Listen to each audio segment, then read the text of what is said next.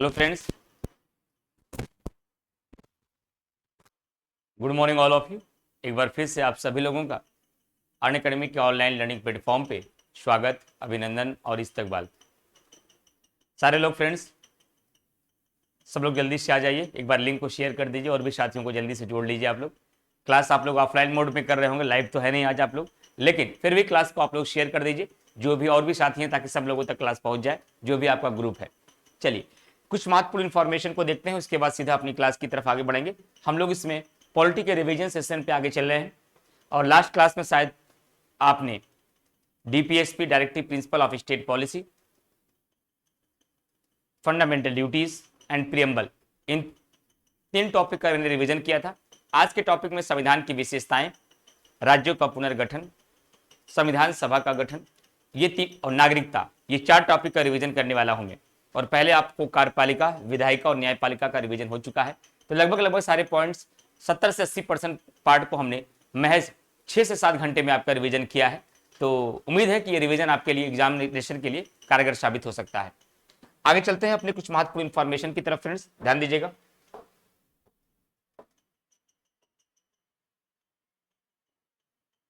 Information में एक ध्यान दीजिएगा आपके लिए, यह है आपका प्लस और आइकॉनिक सब्सक्रिप्शन। प्लस सब्सक्रिप्शन में फ्रेंड्स आपको लाइव क्लासेस मिलती हैं, वीकली टेस्ट होता है, अनलिमिटेड एक्सेस मिलता है, स्ट्रक्चर्ड कोर्सेज आपको मिलते हैं। लेकिन यहां पर आपको पर्सनल गाइडेंस नहीं मिलता है, यहां पर आपको पर्सनल गाइडेंस नहीं मिलता। लेकिन जब आप आइकॉनिक सब्सक्रिप्शन लेते हैं तो आइकॉनिक सब्सक्रिप्शन में आपको personal guidance, study planner, study material, expert guidelines और टेस्ट एनालिसिस, ये सब कुछ आपको यहां पर प्रोवाइड किया जाता है। ये 2 आपके प्लेटफॉर्म है फ्रेंड्स, तो ध्यान रखिएगा, प्लस का है या आइकॉनिक का है। अगर इसके फीस स्ट्रक्चर की बात किया जाए तो ध्यान रखिएगा, इसके फीस स्ट्रक्चर में आप में ये फीस स्ट्रक्चर है आपका, जिसमें आपके 6 मंथ, 1 ईयर, 2 ईयर और 3 ईयर का सब्सक्रिप्शन होता है। 6 मंथ के क्लास में यहाँ 40,500 आपकी फीस होती है, 1 ईयर में 49,500, 2 ईयर में 72,000 और 3 ईयर में 90,000 रुपये। लेकिन यहाँ हमारे रेफरल कोड का आप यूज करेंगे तो रेफरल कोड का यूज करने के बाद यहाँ पे आपको डिस्काउंट मिलेगा 10% का, और 10% के डिस्काउंट के बाद आपकी फीस ये हो जाएगी, यानी 36,450, 1 ईयर पे 44,550, 2 ईयर पे आपके 64,800 और 3 ईयर पे आपका 81,000 रुपये, ये आपकी फीस रहेगी। अब उसके आगे चलते हैं, ये आपका 1 ईयर, 2 ईयर और 3 ईयर का सब्सक्रिप्शन है। इस सब्सक्रिप्शन की यदि बात की जाए फ्रेंड तो ध्यान रखिएगा, यहां पर आप हमारे रेफरल कोड का यूज करेंगे इमरान 23, यहां भी आपको डिस्काउंट मिलेगा, और 10% के डिस्काउंट के बाद 1 ईयर का यहां 67,000 पेड करना पड़ेगा, जहां वहां आपको 2 ईयर का जो पेड करना पड़ता है, यहां 2 ईयर के लिए 1,04,000 पेड करना पड़ेगा, जो आपके 3 ईयर के फीस से भी ये अधिक होगी आपकी। लेकिन यहां पर आपका पर्सनल गाइडेंस होता है, बेसिक से पूरी तैयारी होती है, इसकी तुलना में बहुत कुछ यहाँ आपको एक्स्ट्रा मिलता है। तो आपकी इच्छा के अनुसार है, आप चाहें तो प्लस का कोर्स ले सकते हैं, आप चाहें तो अनअकैडमी के आइकॉनिक कॉम्बो का कोर्स ले सकते हैं, जो भी लीजिए आप अपनी सुविधा अनुसार। किसी भी कोर्स को डायरेक्ट पेमेंट करने में अगर आपको कोई प्रॉब्लम आ रही है, एक साथ आप पेमेंट नहीं कर सकते हैं, तो अनअकैडमी आपको प्रोवाइड कराता है लोनिंग सिस्टम, और इस लोनिंग सिस्टम के माध्यम से अप्लाई फॉर लोन हियर, यहां तुरंत आप क्लिक करिएगा, लोन के लिए अप्लाई हो जाएगा। फिनेंस टीम आपसे बात करेगी, बात करने के बाद आपसे वह कोई भी प्रोसेसिंग फीस नहीं लेगी, कोई भी आपके साथ वह इंटरेस्ट रेट नहीं लेगी, 2 घंटे में लोन अप्रूवल होगा, कोई हिडन चार्जेस अलग से आपके नहीं लिया जाएगा, केवल मिनिमम पेपर वर्क की फॉर्मेलिटीज को आपको पूरा करना होगा। और जो आपको मिनिमम पेपर वर्क की फॉर्मेलिटीज होगी फ्रेंड्स, वो ध्यान रखिएगा, यहां पर आपको पिछले 6 मंथ के बैंक स्टेटमेंट,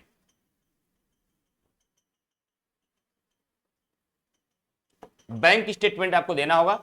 यहां आपका सिविल अगर ठीक होगा तो आपका 2 घंटे में लोन अप्रूव हो जाएगा। और अगर कोई कॉम्बो पैक लेते हैं तो अनअकैडमी की तरफ से ये स्टडी मटेरियल भी प्रोवाइड कराया जाएगा। ये हिंदी और इंग्लिश दोनों में स्टडी मटेरियल आपको मिलेगा, 20 बुक्स आपको मिलती है। तो जनरल स्टडीज में आपको सारे पेपर, जनरल स्टडीज 2 में सारे पेपर, 3 और 4 में सारे पेपर आपको यहाँ पर प्रोवाइड मिल जाते हैं।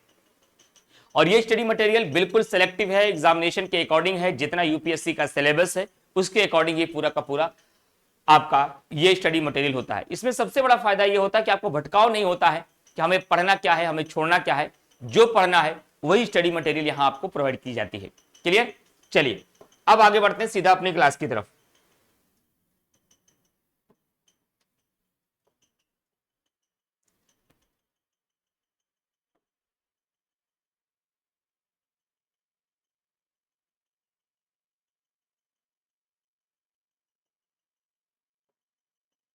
आज हमको क्लास यहां से स्टार्ट करनी है जहां संविधान की विशेषताएं होंगी, संविधान सभा का गठन होगा, राज्यों का पुनर्गठन होगा, नागरिकता होगी। ये 4 टॉपिक आज मैं कंप्लीट करूंगा आपकी इस क्लास में, पूरा रिवीजन। मूल संविधान में कुल कितने अनुच्छेद, अनुसूचियां एवं भाग थे? मूल का मतलब हुआ हमारा संविधान जब बनकर तैयार हुआ था तब अनुच्छेद की संख्या 395 थी, अनुसूचियां तब आपकी 8 थी, भाग आपके तब 22 थे। वर्तमान में लगभग 465 प्लस अनुच्छेद हो चुके हैं। 8 की जगह 12 अनुसूचियां हो चुकी हैं और 22 की जगह 25 भाग हो चुके हैं। लेकिन ध्यान रखिएगा, अनुच्छेद की संख्या आज भी हमारी संख्यात्मक रूप से संख्या में, संरचना में ये 395 ही दिखेंगी, लेकिन संविधान संशोधन के माध्यम से, का खा गा घा के माध्यम से लगातार जो जोड़े गए संविधान आर्टिकल हैं, इनकी संख्या तो 465 हो गई, लेकिन ये अंतिम संख्या आज भी 395 है। 396 नाम का कोई भी अनुच्छेद हमारे संविधान में नहीं है। उसी तरीके से भाग की संख्या मूल संविधान में 22 थी, वर्तमान में 25 हो गई, क्योंकि बाद में बहुत सारे भाग जोड़े, 4 का जुड़ा, 9 का जुड़ा, 9 खा जुड़ा, उसके बाद आप कह सकते हैं 14 का जुड़ा। तो आप कहेंगे सर, तो जहां तक हमको गणित आती है, अगर मूल संविधान में 22 था और 4 बाद में जुड़े 26 होना चाहिए, आप 25 लिखे हैं। 25 इसलिए होगा फ्रेंड्स, जो भाग 7 आपका था मूल संविधान में, इसे 7वें संविधान संशोधन के द्वारा 1956 में सस्पेंड यानी कि समाप्त कर दिया गया था। इसलिए 22 में से जब 4 जोड़ेंगे तब तो आपका 26 तो होगा, लेकिन 26 में 1 माइनस कर देंगे तो ये 25 हो जाएगा। इसलिए वर्तमान में भागों की संख्या 25 है। लेकिन 8 अनुसूचियां मूल भाग में थी, मूल संविधान में थी, लेकिन समय के साथ साथ बहुत सारे संशोधन हुए। प्रथम संविधान संशोधन के द्वारा 9वीं अनुसूची को जोड़ा गया, 52वें संविधान संशोधन के द्वारा 10वीं अनुसूची को जोड़ा गया, 73वें संविधान संशोधन के द्वारा 11वीं अनुसूची को जोड़ा गया और 74वें संविधान संशोधन के द्वारा आपकी 12वीं अनुसूची को जोड़ा गया। ये 12 अनुसूचियां वर्तमान में हैं। और वही दूसरा क्वेश्चन पूछ लिया गया, वर्तमान में संविधान में लगभग कितने अनुच्छेद हैं? तो 465 से अधिक अनुच्छेद हो चुके हैं। वर्तमान में भारत के संविधान की कुल कितनी अनुसूचियां हैं? तो आराम से 12 हो चुके हैं। 9वीं अनुसूची संविधान में कब जोड़ी गई? एक ही व्याख्या के बाद सारे आंसर निकल के सामने आ गए। 9वीं अनुसूची को संविधान में 1951 में जोड़ा गया, जब प्रथम संविधान संशोधन हुआ। भारतीय संसदीय प्रणाली कहां से ली गई है? जो हमने पार्लियामेंट्री सिस्टम को अपने संविधान में अपनाया है, इस पार्लियामेंट्री सिस्टम को हमने कहां से लिया है फ्रेंड्स? तो हमने ब्रिटेन से लिया है। कहां से लिया है? हमने ब्रिटेन से अपने इस पार्लियामेंट्री सिस्टम को लिया है। क्लियर? आगे बढ़ते हैं नेक्स्ट पॉइंट की तरफ। 11वीं और 12वीं अनुसूची को, 11वीं और 12वीं अनुसूची को संविधान में किस संशोधन द्वारा रखा गया है? तो ध्यान रखिएगा, 11वीं अनुसूची की अगर बात किया जाए तो इसे 73वां संविधान संशोधन के द्वारा,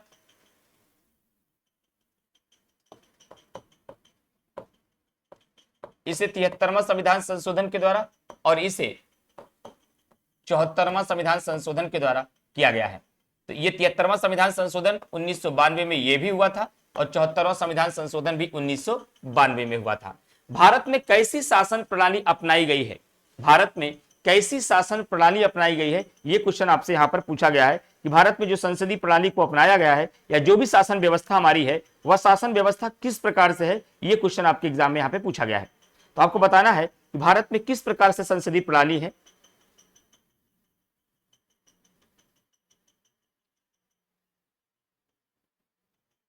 चलिए,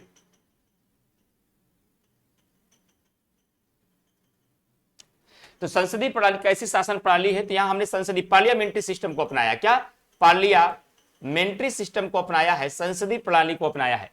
और किसने भारतीय संविधान के विस्तृत होने का उसका दुर्गुण और वकीलों का स्वर्ग कहा है? आइवर जेनिंग्स ने। आइवर जेनिंग्स ने इसे क्या कहा? वकीलों का स्वर्ग कहा है। कई बार आपके बड़ी परीक्षाओं में भी सवाल पूछा गया है।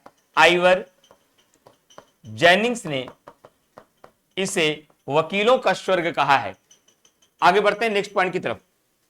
भारत किस प्रकार का प्रजातंत्र है? भारत किस प्रकार का प्रजातंत्र है? तो अगर भारत की बात की जाए कि भारत किस प्रकार का प्रजातंत्र है, फ्रेंड ध्यान रखिएगा, ये संसदात्मक प्रजातंत्र है। क्या? संसदात्मक प्रजातंत्र है आपका। भारत जो है संसदीय सिस्टम को अपनाया है, ये संसदात्मक प्रजातंत्र है। लेकिन अगर पूछा जाए कि अमेरिकी शासन प्रणाली कैसी है, तो ये अध्यक्षात्मक शासन प्रणाली है। ये अध्यक्षात्मक शासन प्रणाली है।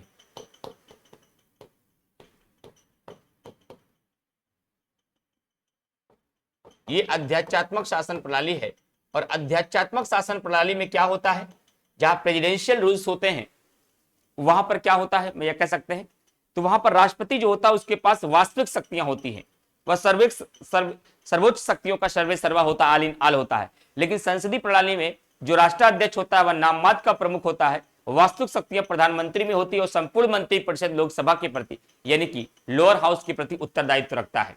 चलिए, भारत में मंत्री परिषद किसके प्रति सामूहिक रूप से उत्तरदायित्व होती है, तो लोकसभा के प्रति। आर्टिकल 75 क्लॉज 3 में लिखा गया है बात, आर्टिकल 75 क्लॉज 3 में लिखा गया है कि भारत में मंत्री परिषद सामूहिक रूप से किसके प्रति उत्तरदायित्व होगी, लोकसभा के प्रति।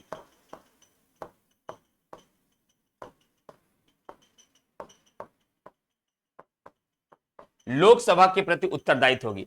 और भारतीय संविधान का स्वरूप किस प्रकार से है, तो भारतीय संविधान का स्वरूप किस प्रकार से है, तो आप कह सकते हैं, अगर इसके स्वरूप की बात किया जाए, इसके नेचर की बात किया जाए, तो भारतीय संविधान का जो स्वरूप होगा, फ्रेंड ध्यान रखिएगा, ये संरचना में तो संघात्मक है, ये संरचना में संघात्मक है,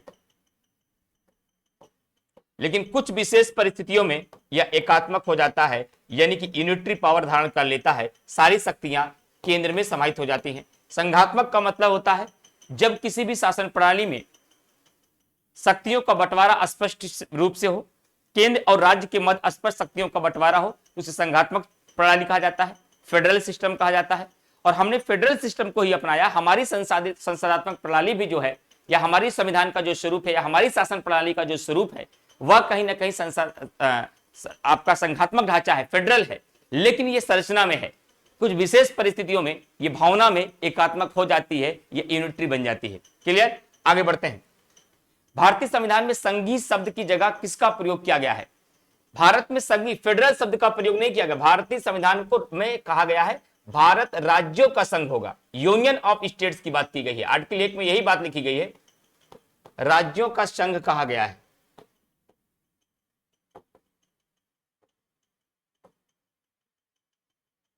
यूनियन ऑफ स्टेट कहा गया है। यह बात कहां लिखी गई? आर्टिकल 1 में लिखी गई, India that is the Bharat shall be a union of state. Bharat अर्थात इंडिया राज्यों का संघ होगा। किसने भारतीय संविधान के बारे में कहा है कि यह एक ऐसा संघ है जिसमें केंद्रीकरण की सशक्त प्रवृत्ति है? यह एक ऐसा संघ है जिसमें केंद्रीकरण की सशक्त प्रवृत्ति। ऐसे बहुत सारे विधिवेत्ताओं ने इस बात का आरोप लगाया है कि भारतीय संविधान जो है कि यहां पर जो व्यवस्थाएं की गई हैं, यह एक ऐसा संघ है जिसमें केंद्रीकरण का सशक्त प्रवृत्ति है। यह भी आइवर जेनिंग्स ने ही कहा था, जिसने इसको वकीलों का स्वर कहा था, तो यह कथन भी आइवर जेनिंग्स का ही है। आइवर जेनिंग्स का कथन यह भी है। कई बार आपके एग्जामिनेशन में स्टेटमेंट में पूछ लिए जाते हैं तो गलतियां कर देते हैं। किसका कथन है कि भारतीय संविधान को संघात्मक के तंग ढांचे में नहीं ढाला गया है? डॉक्टर भीमराव अंबेडकर ने इसकी कई बार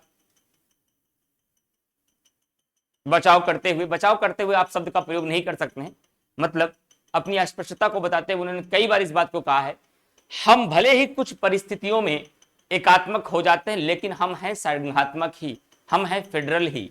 उसी तरीके से स्टेटमेंट और इनका बड़ा फेमस है कि किसका कथन है कि भारतीय संविधान को संघात्मक के तंग ढांचे में नहीं ढाला गया है? ये डॉक्टर भीमराव अंबेडकर ने कहा गया है। मतलब संघात्मक के तंग ढांचे का मतलब समझ रहे हैं कि केंद्र और राज्य की शक्तियों में बंटवारा कर दिया तो राज्य त्राही त्राही करता रहे, केंद्र कहेगा हम नहीं आएंगे, अपना मसला है आप संभालो, आपकी शक्तियों का बंटवारा मैंने कर दिया है, झेलो। नहीं, ऐसा संघात्मक ढांचा हमने नहीं अपनाया है। इसीलिए डॉक्टर भीमराव अंबेडकर ने कहा था कि भारतीय संविधान को संघात्मक के तंग ढांचे में नहीं ढाला गया है। यह कथन है डॉक्टर भीमराव अंबेडकर का, यह कथन है डॉक्टर भीमराव अंबेडकर का, डॉक्टर भीमराव अंबेडकर का। क्लियर? चलिए अब मैं आगे बढ़ता हूं।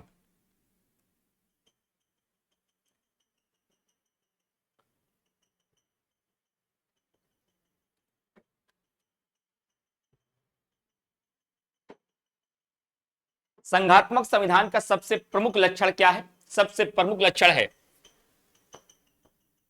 केंद्र प्लस राज्य के मध्य शक्तियों का स्पष्ट बंटवारा, शक्तियों का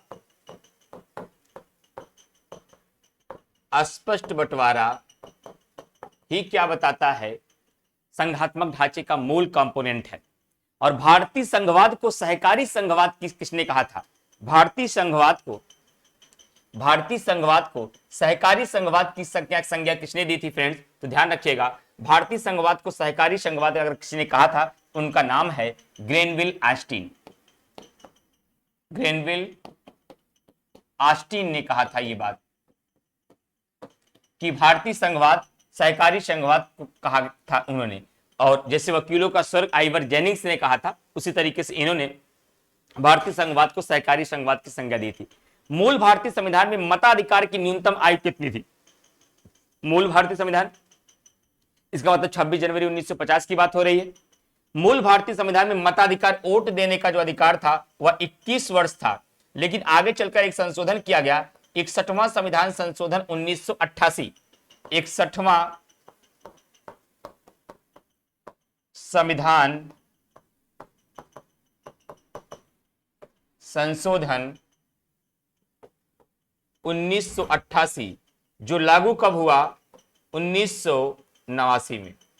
इसीलिए किताबों में कई बार 61वां संविधान संशोधन 1989 भी लिखा रहता है। भारत के राज्यों और उसके राज्य क्षेत्रों को किस अनुसूची में निर्दिष्ट किया गया है? अनुसूची 1 में। अनुसूची 1 में राज्य एवं संघराज्य क्षेत्र को रखा गया है, शेड्यूल फर्स्ट में। आगे बढ़ते हैं नेक्स्ट पॉइंट की तरफ।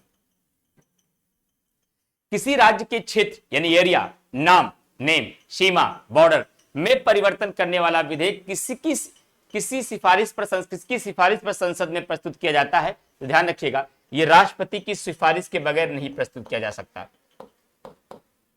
किसी भी राज्य के नाम में परिवर्तन, दो राज्यों को जोड़कर एक नया राज्य बनाना, एक राज्य में से कुछ क्षेत्रों को काटकर एक नए राज्य का गठन करना, राज्य के नाम में परिवर्तन करना, किसी की सीमा को घटाना या किसी की सीमा को बढ़ाने के संबंधित कोई भी विधेयक या बिल जब सदन में लाया जाएगा, संसद में लाया जाएगा, राज्य विधानमंडल में तो लाया ही नहीं जाता, ये केवल संसद में ही लाया जाता है, तो इसे राष्ट्रपति की पूर्व अनुमति के बाद लाया जाएगा, उससे पहले नहीं। संविधान के किस अनुच्छेद के तहत भारत को राज्यों का संघ घोषित किया गया है? तो अनुच्छेद 1, मैंने कुछ देर पहले आपको बताया भी था कि अनुच्छेद 1 के तहत कहा गया, India that is the Bharat shall be a union of state. Bharat में किसकी सर्वोच्चता स्थापित की गई है? तो यहां किसी व्यक्ति की सर्वोच्चता नहीं है, या किसी पद की सर्वोच्चता नहीं है, यहां संविधान की सर्वोच्चता है। यहां संविधान सबसे बड़ा है, कॉन्स्टिट्यूशन, संविधान सबसे बड़ा होगा। आगे बढ़ते हैं नेक्स्ट पॉइंट की तरफ। किसी राज्य के नाम, सीमा या क्षेत्र में परिवर्तन करने वाले विधेयक को राष्ट्रपति किसकी राय के लिए प्रेषित करता है? राज्य विधानमंडल की राय के लिए भेजता है। संबंधित राज्य मंडल के पास भेजता है, लेकिन उसके लिए एक निश्चित समय सीमा भी निर्धारित की जाती है राष्ट्रपति के द्वारा कि इतने निश्चित समय के भीतर आप अपना विचार दीजिए। और उस समय सीमा के भीतर जब राज्य विधानमंडल अपना विचार संसद को या राष्ट्रपति को देती है, तो राष्ट्रपति उसके उस सुझाव को या विचार को मानने के लिए बाध्य नहीं है, और इसे संसद साधारण बहुमत से पारित भी करती है। इसलिए ध्यान रखिएगा। तो मैंने केवल आंसर में इतना बताया, लेकिन व्याख्या में वो बात भी बता दी, क्या भारत का राष्ट्रपति जब किसी राज्य के नाम में परिवर्तन, सीमा में परिवर्तन करता है और ऐसा विधेयक जब राज्य विधानमंडल के विचार के लिए भेजता है, क्या उसके विचारों को मानने के लिए यह बाध्य है? तो आंसर है नो, इसके विचारों को यह मानने के लिए बाध्य नहीं है। संसद किसी नए राज्य का निर्माण, संघ में प्रवेश या नाम आदि में परिवर्तन किस प्रकार के बहुमत से करता है? कई बार पूछा गया सवाल है, कैसी बहुमत होता है? सिंपल मेजॉरिटी से, only simple majority. Simple majority का मतलब हुआ उपस्थित तथा मतदान देने वाले कुल सदस्य संख्या का आधे से अधिक बहुमत के द्वारा इस प्रस्ताव को पारित कर दिया जाता है। क्लियर? चलिए आगे बढ़ते हैं।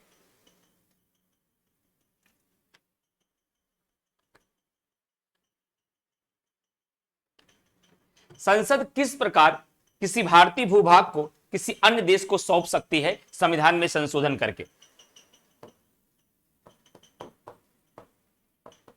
संविधान में संशोधन करके संसद किसी भारतीय भूभाग को किसी अन्य देश को सौंप सकती है। आगे बढ़ते हैं। 9वें संविधान संशोधन द्वारा भारत ने कौन सा राज्य क्षेत्र पाकिस्तान को सौंप दिया था, जो आपका बेरूबारी क्षेत्र था? बेरूबारी क्षेत्र,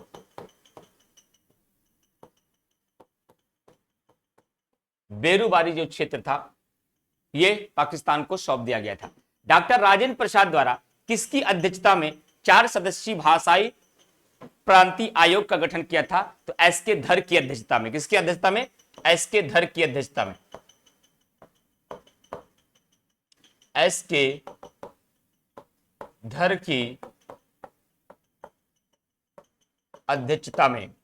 यह कब गठित हुआ था? जून 1948 में। भाषाई प्रांतीय आयोग का गठन कब हुआ था? जून 1948 में। इन्होंने अपनी रिपोर्ट कब प्रस्तुत की? दिसंबर 1948 में। आगे बढ़ते हैं। कांग्रेस कार्य समिति द्वारा राज्यों के पुनर्गठन पर सुझाव हेतु गठित जेवीपी समिति ने क्या सुझाव दिया? जेवीपी समिति का गठन कब हुआ था? दिसंबर 1948 में हुआ था। जेवीपी समिति का गठन कब हुआ था? दिसंबर 1948 में हुआ। किस लिए गठित की गई थी? इसी भाषाई प्रांतीय आयोग के रिपोर्टों का अध्ययन करने के लिए, उसका मूल्यांकन करने के लिए इसका गठन किया गया था। इसमें कौन कौन थे? जवाहरलाल नेहरू थे, सरदार वल्लभ भाई पटेल थे, पट्टाभी सितारमैया थे, ये लोग इसमें शामिल थे। और इन्होंने क्या सुझाव दिया? उन्होंने सुझाव दिया कि भाषा के आधार पर तो राज्यों का पुनर्गठन नहीं किया जाएगा। क्या? भाषा के आधार पर तो राज्यों का पुनर्गठन तो नहीं किया जाएगा, लेकिन ध्यान रखिएगा कि भाषा के आधार पर राज्यों का पुनर्गठन नहीं किया जाएगा, लेकिन इस बात पर ध्यान देने की जरूरत है, ये जो जन आक्रोश है इसका समाधान कैसे किया जाए। आगे बढ़ते हैं। तमिल भाषाई के लिए अलग राज्य की मांग करते हुए आमरण अनशन के कारण किसकी मृत्यु हो गई थी? तो ध्यान रखिएगा, 56 दिनों की, कहीं 48, 57, 58 भी दिया है। तो 56 दिनों की लंबी भूख हड़ताल के बाद क्या नाम था उनका? पोट्टी सी रामलू की मृत्यु हो गई थी। और इसी के बाद दबाव में 1953 में क्या किया गया? भाषाई आधार पर 1 अक्टूबर तो नहीं होना चाहिए, यहां 2 अक्टूबर होना चाहिए। 2 अक्टूबर 1953 को सर्वप्रथम किस राज्य का गठन किया गया था? तो इसका राइट आंसर आपका हो जाएगा, किस राज्य का गठन किया गया था? तो किया गया था आंध्र प्रदेश का। आंध्र प्रदेश का। चलिए, फिलहाल यहां तिथि का कोई मतलब है नहीं। 1953 में किसी की अध्यक्षता में राज्य पुनर्गठन आयोग का गठन किया। बहुत इंपॉर्टेंट सवाल है, कई बार एग्जामिनेशन में पूछा गया है कि 1953 में किसकी अध्यक्षता में राज्य पुनर्गठन आयोग को गठित किया गया है फ्रेंड्स। तो ध्यान रखिएगा, 1953 की बात की जा रही है, तो यहां पर फजल अली की अध्यक्षता में, फजल अली की अध्यक्षता में राज्य पुनर्गठन आयोग का गठन किया गया। इसमें 2 सदस्य और थे, एक का नाम था के.एम.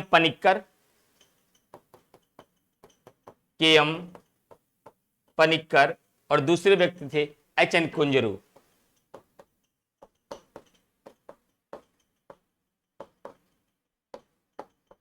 आगे बढ़ते हैं। राज्य पुनर्गठन अधिनियम 1956 द्वारा कितने राज्यों और संघ शासित प्रदेशों का गठन किया गया था? एक साथ 14 राज्यों एवं 6 केंद्र शासित प्रदेशों का गठन किया गया। और मूल संविधान में राज्यों को कितने वर्गों में विभाजित किया गया था? मूल संविधान में राज्यों की अगर बात किया जाए, आजादी की बात, जब भारत और पाकिस्तान नाम के 2 स्वतंत्र राज्यों का गठन किया गया, निर्माण हुआ, तब भारत को भाग का खा गा घा इन 4 श्रेणियों में विभक्त किया गया था और इसको भाग 7 में रखा गया था। और इसी को 7वें संविधान संशोधन के द्वारा 1956 में इसे क्या कर दिया गया? निरसित कर दिया गया, यानी कि समाप्त कर दिया गया। क्लियर? 7वां संविधान संशोधन किससे संबंधित है? तो 7वां संविधान संशोधन जो आपका था, यह राज्यों के पुनर्गठन से ही संबंधित है। क्या? राज्यों के पुनर्गठन से ही संबंधित है। आगे बढ़ते हैं नेक्स्ट पॉइंट की तरफ कि समझौते द्वारा अर्जित फ्रांसीसी उपनिवेशों से 1962 में कौन सा संघ शासित राज्य गठित किया गया? तो वही आपका हो जाएगा पुदुचेरी, वर्तमान में पुदुचेरी, जो उसमें पांडिचेरी के नाम से था। आगे बढ़ते हैं। गुजरात के 15वें राज्य के रूप में गठन कब तथा किसके पृथक करके किया गया? तो महाराष्ट्र पृथक करके 1960 में किया गया। 1960 में महाराष्ट्र से पृथक करके यह किया गया। क्लियर? आगे बढ़ते हैं। भारत के 26वें राज्य के रूप में छत्तीसगढ़ का गठन कब हुआ? छत्तीसगढ़ का गठन 1 नवंबर सन 2000 को हुआ। क्या? 1 नवंबर सन 2000 को इसका गठन हुआ। और भारत का 27वां राज्य जो बना है आपका, वह 9 नवंबर को उत्तराखंड बना है। क्या? उत्तराखंड बना है, जब उत्तर प्रदेश के 13 जिलों को काटकर अलग से एक नया राज्य बनाया गया, पहाड़ी राज्य। और भारत का 28वां राज्य आपका छत्तीसगढ़ बना। कौन बना? छत्तीसगढ़ बना। ये कब बना? 15 नवंबर सन 2000 को। कब बना? 15 नवंबर सन 2000 को ये बना। और वर्तमान में भारत में कुल कितने राज्य तथा केंद्र शासित प्रदेश हैं? तो थोड़ा इसका इतिहास देख लीजिए, तब समझ में आ जाएगा।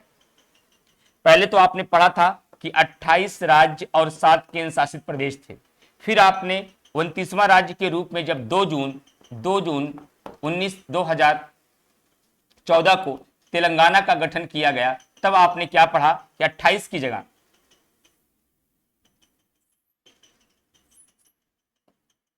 2 जून 2014 को जब तेलंगाना का गठन हुआ, तब आपने पढ़ा 28 + 1 यानी 29 राज्य 7 केंद्र शासित प्रदेश हो गए। क्या? 29 + 7 केंद्र शासित प्रदेश हो गए। लेकिन अनुच्छेद 370 को जब समाप्त किया गया, तो 2 केंद्र शासित प्रदेश बन गए। जम्मू एंड कश्मीर को राज्य का दर्जा समाप्त करके लद्दाख नाम का और J&K जम्मू और कश्मीर नाम का एक केंद्र शासित प्रदेश 2 नए बने। तो केंद्र शासित प्रदेशों की संख्या 7 + 2 = 9 हो गई और 29 - 1 = 28 हो गया। और इसकी संख्या फिर आपको क्या याद करना पड़ा? 28 राज्य प्लस 9 केंद्र शासित प्रदेश। लेकिन आगे चलकर कुछ दिन बाद 2020 में दादर नगर हवेली और दमन दीव को संयुक्त करके एक केंद्र शासित प्रदेश बना दिया गया। तो 9 - 1 = 8 हो गया। तो वर्तमान स्थिति क्या है? 28 राज्य प्लस 8 केंद्र शासित प्रदेश हैं। तो मैंने पूरा इतिहास बता दिया ताकि कब कब क्या परिवर्तन हुआ ये आपको ध्यान में रहे। भारत की स्वतंत्रता के समय यहाँ कुल कितने देशी रियासतें थी? स्वतंत्रता के समय कुल कितनी देशी रियासतें थी? स्वतंत्रता के बाद की अगर बात की जाती तो 552 बची थी। स्वतंत्रता के समय की बात किया जा रहा है तो 562 आप कह सकते हैं। चलिए आगे बढ़ते हैं। कितनी देशी रियासतों ने स्वेच्छा से अपना विलय भारत में कर लिया था? तो 552 ही यहां लिखिए आप, नहीं यहां कंफ्यूज होंगे आप। 552 देशी रियासतें लिखी स्वतंत्रता के समय। और कितनी देशी रियासतों ने स्वेच्छा से अपना विलय भारत में कर लिया था? तो 552 देशी रियासतों में से 549 देशी रियासतों ने स्वेच्छा से भारत में शामिल हो गए थे। लेकिन जूनागढ़ रियासत भारत को कैसे शामिल कराया गया? जूनागढ़ आसानी से नहीं शामिल हुआ है। जूनागढ़ को शामिल कराने के लिए बाकायदे जनमत संग्रह कराया गया। क्या? बाकायदे इसके लिए जनमत संग्रह कराया गया। और हैदराबाद को भारत में शामिल करने के लिए इसके लिए पुलिस कार्यवाही की गई। क्या? इसके लिए पुलिस कार्यवाही की गई। अब उसके बाद है क्षेत्रीय परिषदों से संबंधित उपबंध का प्रावधान कहां किया गया है? इसी क्षेत्रीय परिषद से संबंधित अगर इसका प्रावधान पूछा जाए कि इसका प्रावधान कहां किया गया है, तो ध्यान रखिएगा इसी के तहत इसका भी प्रावधान किया गया है। क्षेत्रीय परिषद, बिल्कुल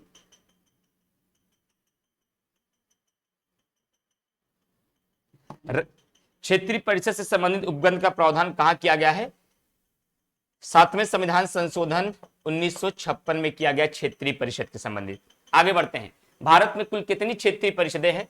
तो आप वर्तमान में तो उत्तर भी है, पूर्व भी है, उत्तर भी है, दक्षिण भी है, पश्चिम भी है, बीच में केंद्रीय भी है यानी मध्य भी है। इसलिए 5 क्षेत्रीय परिषद वर्तमान में है।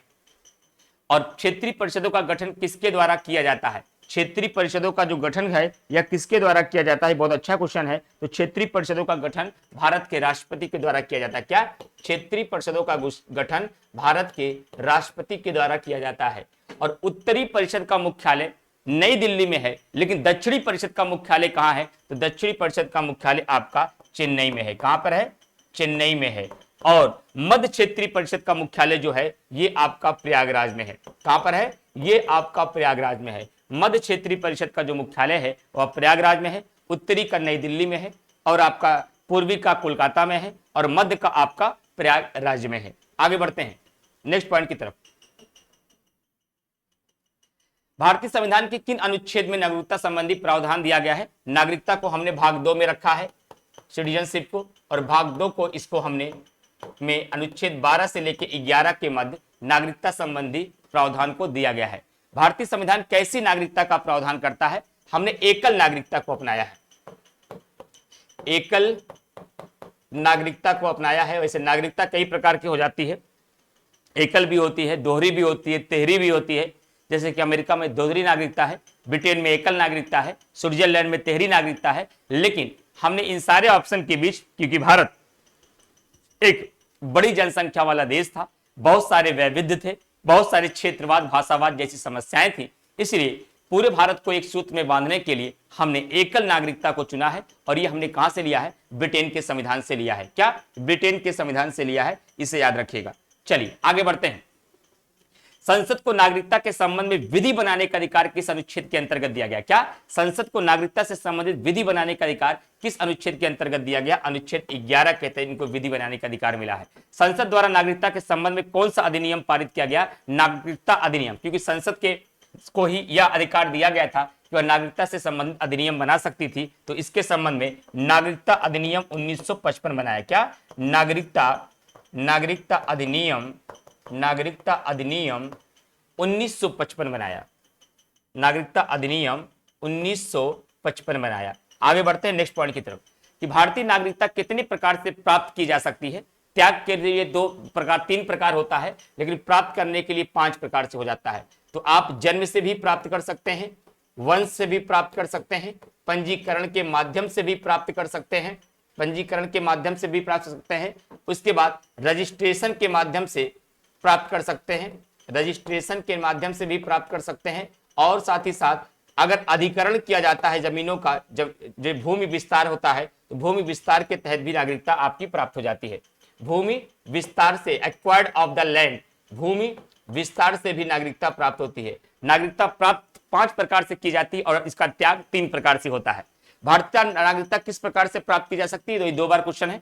लगातार कितने वर्ष तक भारत से बाहर रहने पर सरकार द्वारा नागरिकता समाप्त की जा सकती है? तो 7 वर्षों तक। वैसे नागरिकता संशोधन अधिनियम 2019 भी आ गया है, उससे भी अच्छे से एक बार देख लीजिएगा। किस अनुच्छेद के अंतर्गत संविधान के आरंभ होने पर नागरिकता संबंधित प्रावधान दिया गया था? किस अनुच्छेद के अंतर्गत संविधान के आरंभ होने पर नागरिकता संबंधी प्रावधान? अनुच्छेद 5 में दिया गया है। किसमें दिया गया है? अनुच्छेद 5 में दिया गया है। आगे बढ़ते हैं नेक्स्ट पॉइंट की तरफ। किस अनुच्छेद में यह प्रावधान किया गया है कि किसी विदेशी राज्य की नागरिकता स्वेच्छा ग्रहण करने पर भारतीय नागरिकता स्वतः समाप्त हो जाती है? क्या? भारतीय नागरिकता स्वतः समाप्त हो जाती है। इसका उल्लेख आर्टिकल 9 में किया गया है। कहां किया गया है? आर्टिकल 9 में किया गया है। और किस समिति के सुझाव पर नागरिकता संशोधन विधेयक 2003 संसद द्वारा पारित किया गया था? क्या? किस समिति के सुझाव पर इसे संसद द्वारा पारित किया गया था? लक्ष्मीमल सिंघवी समिति के सुझाव पर। क्या? लक्ष्मीमल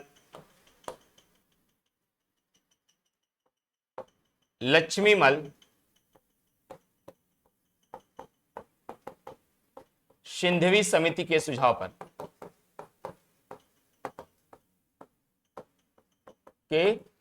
पर संविधान निर्माण हेतु संविधान सभा का गठन का प्रस्ताव सर्वप्रथम कब किया गया था? तो इसका गठन, संविधान निर्माण हेतु संविधान सभा के गठन का प्रस्ताव सर्वप्रथम कब किया गया था? तो जान दीजिएगा कि प्रस्ताव ये क्रिस प्रस्ताव में आया। ये कब आया? क्रिस प्रस्ताव 1942 में आया। 1942 में आया, जिसको भारतीयों के द्वारा अस्वीकार कर दिया गया था। आगे बढ़ते हैं। क्रिप्स मिशन को किसने उत्तर दैनांकित चेक कहा, पोस्ट डेटेड चेक कहा? तो महात्मा गांधी जी ने इससे क्या कहा था?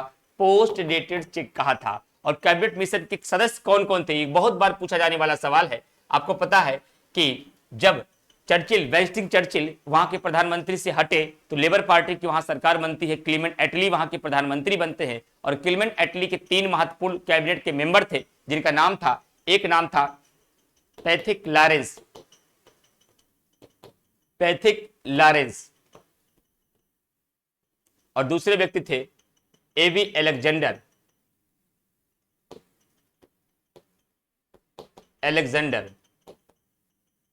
और तीसरे व्यक्ति थे स्टैफर्ड क्रिप्स। ये व्यापार मंडल बोर्ड के अध्यक्ष थे, ये व्यापार मंडल से संबंधित थे। ये एक नौसैन्य अधिकारी थे, ये एक नौसैन्य अधिकारी थे, और जो पैथिक लॉरेंस थे ये ये एक सचिव थे, और इन्हीं की अध्यक्षता में आपका कैबिनेट मिशन आया था 1946 में, और यही तीन इसके मेंबर थे, पैथिक लॉरेंस, एवी अलेक्जेंडर और आपका स्टेफर्ड क्रिप्स। संविधान सभा में लगभग कितनी जनसंख्या पर एक सदस्य नियुक्त किए जाने का प्रावधान था? प्रत्येक 10 लाख की जनसंख्या पर, प्रत्येक 10 लाख की जनसंख्या पर एक मेंबर को नियुक्त किए जाने की बात की गई थी। इसीलिए तो उस समय भारत की जनसंख्या भी लगभग 40 करोड़ थी, और इसलिए कैबिनेट मिशन के अनुसार कुल कितने सीटों पर चुनाव होना था? 389 सीटों पर। आगे बढ़ते हैं, संविधान सभा का निर्वाचन किस पद्धति से किया गया? तो संविधान सभा का जो निर्वाचन हुआ था यह प्रांतीय विधानसभाओं के द्वारा अप्रत्यक्ष रूप से किया गया था। क्या? अप्रत्यक्ष रूप से इसका निर्वाचन हुआ था, प्रांतीय विधानसभाओं के द्वारा। आगे बढ़ते हैं, संविधान सभा के कुल सदस्यों की संख्या कितनी निश्चित की गई थी? संविधान सभा के कुल सदस्यों की संख्या कितनी निश्चित की गई थी? तो कुल सदस्यों की संख्या 389 निश्चित की गई थी। और संविधान सभा का अस्थायी अध्यक्ष किसे और कब चुना गया? तो अस्थायी अध्यक्ष की बात साफ साफ लिख दिया गया है, तब आप आंसर देंगे। डॉक्टर राजेंद्र प्रसाद को अस्थायी अध्यक्ष के रूप में चुना गया। किसको? डॉक्टर राजेंद्र प्रसाद को अस्थायी अध्यक्ष के रूप में चुना गया। कब चुना गया? तो ध्यान रखिएगा, 11 दिसंबर 1946 को। कब? 11 दिसंबर 1946 को राजेंद्र प्रसाद को अस्थायी अध्यक्ष के रूप में चुना गया। और संविधान सभा द्वारा भारतीय संविधान पर हस्ताक्षर कब किया गया? तो हस्ताक्षर इसको 12वीं बैठक के समय, जब 12वां अधिवेशन हो रहा था, 12वीं बैठक हमारे हो रही थी संविधान सभा की, जो हुआ था 24 जनवरी 1950 को। 24 जनवरी 1950 को हुआ था, तब 284 मेंबर ने इस पर हस्ताक्षर किया था। यही आपकी संविधान सभा की 12वीं बैठक भी है। भारतीय संविधान के लिए प्रभुसत्ता संपन्न संविधान सभा के प्रथम अध्यक्ष कौन थे? संविधान सभा के प्रथम अध्यक्ष की बात है, प्रथम अध्यक्ष आए। अब यहाँ अस्थायी अस्थायी की बात नहीं है, प्रथम शब्द जोड़ा गया है, तब आपका आंसर होगा सच्चिदानंद सिन्हा। यहाँ आपका आंसर होगा सच्चिदानंद सिन्हा। क्या आंसर होगा? सच्चिदानंद सिन्हा। आगे बढ़ते हैं, डॉक्टर राजेंद्र प्रसाद को संविधान सभा द्वारा भारत का प्रथम राष्ट्रपति कब चुना गया? तो ये निर्वाचित हुए थे, ध्यान रखिएगा, मनोनीत नहीं हुए थे। 24 जनवरी 1950 को ही। क्या? 24 जनवरी 1950 को ही क्या किया गया? संविधान सभा द्वारा भारत का राष्ट्रपति चुना गया। और भारतीय संविधान कब लागू हुआ? तो 26 जनवरी 1950 को पूर्णतः लागू हुआ। 26 जनवरी 1950 को यह पूर्णतः लागू हुआ। क्यों लागू हुआ? क्योंकि 1929 में लाहौर अधिवेशन में रावी नदी के तट पर रात को 12 बजे पूर्ण स्वराज की घोषणा करते हुए हम लोग प्रत्येक वर्ष 26 जनवरी को 1930 से स्वतंत्रता दिवस मनाते आ रहे थे, और इस तिथि को महत्व बनाए रखने के लिए 26 जनवरी 1950 को पूर्णतः लागू किया गया। लेकिन आंशिक रूप से यह 26 नवंबर 1949 को ही लागू हो गया था। 26 नवंबर 1949 को ही लागू कर दिया गया था। इस दिन 15 अनुच्छेद लागू हुआ था, लेकिन यह बात अनुच्छेद 394 में लिखी गई थी, तो यह भी लागू हो गया था। तो 15 + 1 कुल हम 16 आंसर देंगे। चलिए, भारतीय संविधान कब लागू हुआ? क्लियर। मूल भारतीय संविधान में कुल कितने अनुच्छेद, अनुसूचियां, यो भाग थे? मूल का मतलब वो जब संविधान बन के तैयार हुआ तो 395 अनुच्छेद, 8 अनुसूचियां और 22 भाग थे। चलिए, भारत के किस तिथि को विधि दिवस के रूप में मनाया जाता है? तो 26 नवंबर को। क्या? 26 नवंबर को विधि दिवस के रूप में मनाया जाता है। आगे बढ़ते हैं, अंतरिम सरकार का गठन किस योजना के तहत हुआ था? किस योजना के तहत हुआ था? माउंटबेटन योजना के तहत हुआ था। क्या? माउंटबेटन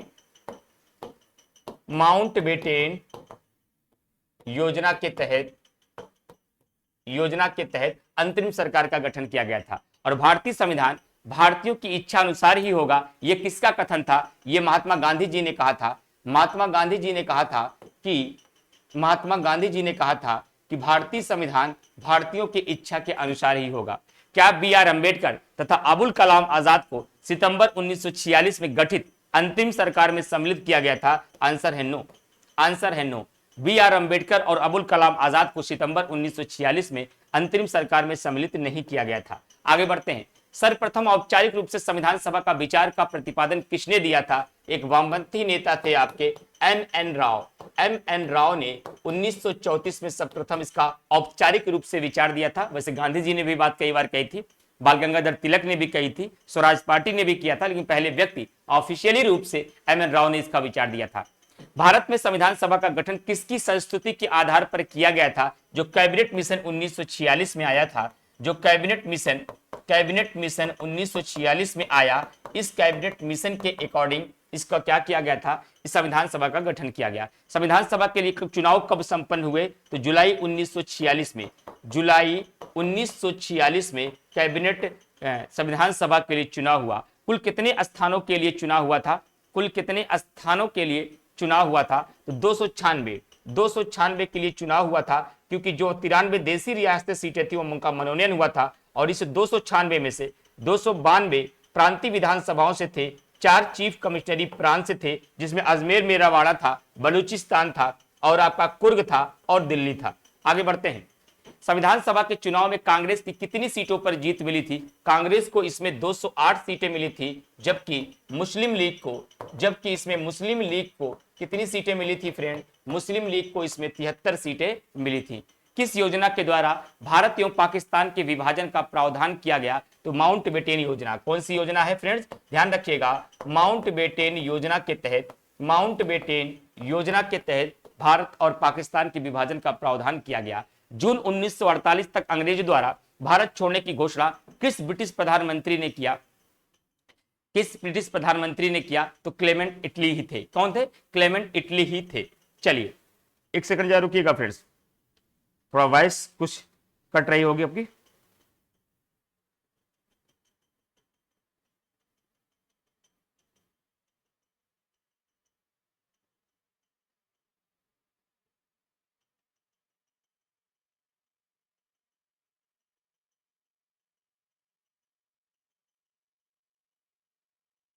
चलिए तो क्लियर, जून 1948 तक अंग्रेजों द्वारा भारत छोड़ने की घोषणा किस ब्रिटिश प्रधानमंत्री के द्वारा किया गया था, उससे प्रधानमंत्री जो थे क्लीमेंट इटली ही थे, तो क्लीमेंट इटली के द्वारा किया गया था। क्लियर, आगे बढ़ते हैं नेक्स्ट पॉइंट की तरफ। अगला पॉइंट क्या है, भारत एवं पाकिस्तान का विभाजन किस अधिनियम द्वारा हुआ था, किस अधिनियम द्वारा हुआ था, भारत और पाकिस्तान का विभाजन किस अधिनियम के द्वारा हुआ था। ये बहुत ही अच्छा क्वेश्चन है कि किस अधिनियम के द्वारा भारत और पाकिस्तान का विभाजन हुआ था फ्रेंड, तो ध्यान रखिएगा कि किस अधिनियम के द्वारा भारत और पाकिस्तान का, बिल्कुल चलिए, तो भारतीय स्वतंत्रता अधिनियम 1947 के द्वारा, भारतीय स्वतंत्रता अधिनियम 1947 के द्वारा। आगे बढ़ते हैं। भारतीय स्वतंत्रता के समय ब्रिटेन में किस पार्टी की सरकार थी, लेबर पार्टी की सरकार थी, क्योंकि उससे पहले कंजर्वेटिव पार्टी की सरकार जा चुकी थी। आगे बढ़ते हैं। स्वतंत्र भारत के प्रथम गवर्नर जनरल कौन बने, यही माउंटबेटन साहब बने, यही माउंटबेटन स्वतंत्र भारत के प्रथम गवर्नर जनरल भी बने। भारतीय स्वतंत्रता के पश्चात व संविधान निर्माण के पूर्व भारत का शासन किस अधिनियम के अनुसार चलाया गया, भारत शासन अधिनियम 1935 के अनुसार चलाया गया था। और संविधान सभा के विभाजन पुनर्गठन के बाद भारतीय संविधान सभा के कुल कितने सदस्य थे, तो 324 थे। कितने, 324 थे। और भारत के विभाजन के बाद बाल्कन प्लान किसकी उपज थी, ये उपज भी आपकी माउंटबेटन की ही थी। किसकी, माउंटबेटन की ही उपज थी। आगे बढ़ते हैं। भारत और पाकिस्तान के बीच पंजाब और बंगाल की सीमाओं के निर्धारण के लिए पंजाब सीमा आयोग और बंगाल सीमा आयोग के नाम से 2 सीमा आयोगों का गठन किया गया था। किस सन में इसका गठन किया गया था, ये क्वेश्चन पूछा गया था कि दोनों सीमा आयोगों के लिए कौन कौन कब इसका गठन किया गया था, तो ध्यान रखिएगा 30 जून 1947 को। कब, 30 जून 1947 को गठन किया गया था। 30 जून 1947 को इसका गठन किया गया था। भारत पाकिस्तान के मध्य सीमा निर्धारण के लिए गठित सीमा आयोग के अध्यक्ष कौन थे, रेडक्लिफ थे। रेडक्लिफ इसके अध्यक्ष थे, इसलिए भारत पाकिस्तान के रेखा को रेडक्लिफ रेखा भी कहा जाता है। ब्रिटिश सम्राट का देसी रियासतों पर प्रभुत्व कब समाप्त हो गया, ब्रिटिश सम्राट का देसी रियासतों से प्रभुत्व कब समाप्त हो गया, तो 1947 के बाद। 1947 के बाद, आजादी के बाद इनका प्रभुत्व समाप्त हो गया। आगे बढ़ते हैं नेक्स्ट पॉइंट की तरफ कि संविधान सभा की प्रथम बैठक कब और कहां हुई, 9 दिसंबर 1946 को। 9 दिसंबर 1946 को इसकी पहली बैठक आपकी दिल्ली में हुई। कहां हुई, दिल्ली में। संविधान सभा का अस्थायी अध्यक्ष कौन बना, अस्थायी अध्यक्ष की अगर बात की जाएगी फ्रेंड्स, तो ये सच्चिदानंद सिन्हा हो जाएगा। क्या, सच्चिदानंद सिन्हा हो जाएगा। और उद्देश्य प्रस्ताव में कुल कितने अनुच्छेद हैं? उद्देश्य प्रस्ताव में कुल कितने अनुच्छेद थे? तो 8 अनुच्छेद थे, इसे भी याद रखिएगा। 13 दिसंबर 1946 को उद्देश्य प्रस्ताव किसके द्वारा प्रस्तुत किया गया था? JL नेहरू के द्वारा प्रस्तुत किया गया था, जो 22 जनवरी 1947 को संविधान सभा के द्वारा स्वीकार किया गया। उद्देश्य प्रस्ताव को संविधान सभा द्वारा कब स्वीकृति मिली? तो 22 जनवरी 1947 को इसको स्वीकृति मिली है। आगे बढ़ते हैं। स्वतंत्र भारत की संविधान सभा के अध्यक्ष कौन थे? स्वतंत्र भारत के मतलब हुआ कि 1947 के बाद। अब इसका राइट आंसर आपका हो जाएगा डॉक्टर राजेंद्र प्रसाद जी स्वतंत्र भारत के संविधान सभा के अध्यक्ष थे। डॉक्टर अंबेडकर की अध्यक्षता में 7 सदस्यीय प्रारूप समिति का गठन कब किया गया? 29 अगस्त 1947 को। कब? 29 अगस्त 1947 को इसका गठन किया गया। और संविधान के प्रारूप समिति के सदस्य डीपी खेतान होना चाहिए। डीपी खेतान की मृत्यु के बाद किसका कौन उसका सदस्य बना था? तो टीटी कृष्णामाचारी 1948 में। टीटी कृष्णामाचारी को 1948 में इसका सदस्य बनाया गया। और संघ संविधान समिति के अध्यक्ष कौन थे? JL नेहरू थे। कौन थे? JL नेहरू साहब संघ संविधान सभा के अध्यक्ष थे। और प्रांतीय संविधान सभा के अध्यक्ष कौन थे? तो सरदार वल्लभ भाई पटेल। कौन? सरदार वल्लभ भाई पटेल। वल्लभ भाई पटेल इसके अध्यक्ष थे। और ध्यान रखिएगा, मूल अधिकार और अल्पसंख्यक समिति के भी अध्यक्ष कौन थे? सरदार वल्लभ भाई पटेल थे। संविधान निर्माण हेतु संविधान सभा के कुल कितने अधिवेशन हुए? कुल शब्द को पूछा जा रहा है। तो 26 नवंबर तक आपके 11 अधिवेशन हुए थे, लेकिन जो 24 जनवरी को अंतिम दिन सभी सदस्य संविधान सभा में उपस्थित होकर के 284 मेंबर संविधान पर हस्ताक्षर किए, इसलिए कुल अधिवेशन आएगा तो आंसर लगाइएगा 12। और भारतीय संविधान को संविधान सभा द्वारा अंगीकृत किया गया था 26 नवंबर 1949 को। 26 नवंबर 1949 को इसी दिन क्या किया गया? अंगीकृत भी किया गया, अधिनियमित भी किया गया और आत्मार्पित भी किया गया। और संविधान निर्माण में कुल कितने दिन लगा? तो 2 वर्ष 11 माह और 18 दिन का समय लगा, जिसमें लगभग 63,96,729 रुपए खर्च भी हुए थे। और संविधान सभा की अंतिम बैठक कब हुई? तो अंतिम बैठक आप लगाइएगा 24 जनवरी 1950। 24 जनवरी 1950 को संविधान सभा की अंतिम बैठक हुई। इस प्रकार से फ्रेंड्स, मैंने 4 टॉपिक आपके 50 मिनट में क्लियर किए, जिसमें मैंने आपको राज्यों का पुनर्गठन, संविधान सभा का गठन, संविधान की विशेषताएं और नागरिकता से संबंधित पूरा मैंने रिवीजन करा दिया। अगर लगातार आप अच्छे कंपटीटर हैं, एग्जाम देते हैं, तो आप समझ पाएंगे सारा क्वेश्चन तो इसी के इर्द गिर्द घूमकर ही एग्जाम में रहता है। और मकसद भी यही था, वही प्रश्न जो एग्जामिनेशन में पूछे जाते हैं उसका एक फास्ट ट्रैक रिवीजन करा दिया जाए। मिलते हैं आप लोगों को फिर से अपने किसी अन्य कक्षा में। उम्मीद करते हैं ये पूरी सीरीज अगर आपने क्लास अच्छे से किया है तो ये आपके एग्जामिनेशन के लिए बहुत लाभदायक साबित होगा। बहुत सारे क्वेश्चंस आपको यहाँ से मिलेंगे। Thank you to all of you. लेकिन बस एक बात का ध्यान रखिएगा, इस क्लास को ज्यादा से ज्यादा लोगों तक शेयर करिएगा। Thank you to all of you.